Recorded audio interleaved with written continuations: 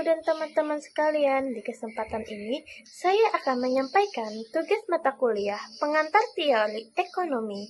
Berikut adalah poin-poin pembahasannya yang terbagi menjadi 5 item. Yang pertama, apa saja ilmu yang mempelajari tentang teori ekonomi. Yang kedua, manfaat mempelajari ilmu ekonomi terhadap diri maupun orang lain. Yang ketiga, bagikan pengalaman menarik ketika belajar teori ekonomi. Yang keempat, berikan saran kepada para dosen agar menyampaikan pembelajaran menarik, asik, dan mudah dipahami. Yang kelima, sebagai seorang mahasiswa, apa yang harus dilakukan ketika menerima pembelajaran? Tanpa berlama-lama, mari kita simak bersama ya. Yang pertama, di sini membahas ilmu yang mempelajari teori ekonomi. Ilmu ekonomi terbagi menjadi 2 cabang utama, yaitu berupa ekonomi mikro, berupa mempelajari perilaku individu, rumah tangga, dan perusahaan dalam mengambil keputusan ekonomi, seperti pemerintahan, penawaran, produksi, dan penentuan harga. Sedangkan ekonomi makro mempelajari perekonomian secara keseluruhan, seperti pendapatan nasional, inflasi, pengangguran, pertumbuhan ekonomi, serta kebijakan pemerintah. Kedua cabang ini saling berkaitan dengan membantu memahami kegiatan ekonomi dari skala kecil hingga skala besar.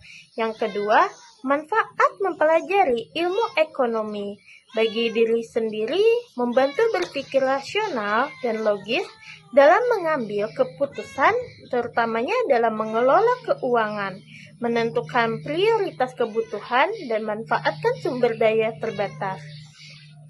Bagi orang lain dan masyarakat, membantu memahami masalah sosial seperti berupa kemiskinan, pengangguran, dan ketimpangan pendapatan, serta mencari solusi yang tepat dan adil.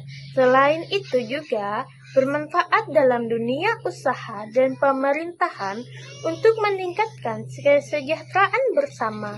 Ketiga, pengalaman menarik saat belajar teori ekonomi. Saat belajar ekonomi, saya menyadari bahwa konsepnya sangat dekat dengan kehidupan sehari-hari, seperti misalnya memilih antara menabung atau membeli barang, memahami kenaikan harga, dan alasan kejadian kelangkaan.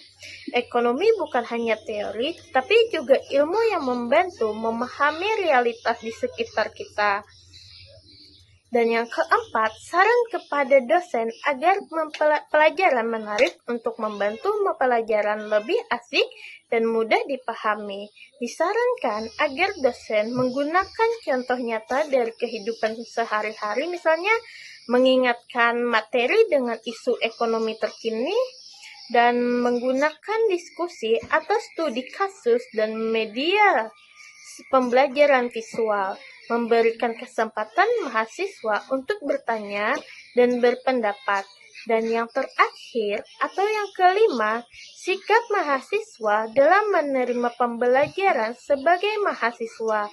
Kita sebaiknya bersikap aktif dan fokus saat perkuliahan, berupa mencatat poin-poin penting, berani bertanya jika belum memahami materi atau kurang paham, mengerjakan tugas dengan jujur dan sungguh-sungguh, mengulangi dan mempelajari kembali materi secara mandiri.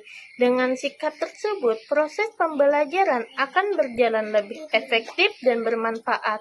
Mungkin itu saja yang dapat saya sampaikan. Terima kasih.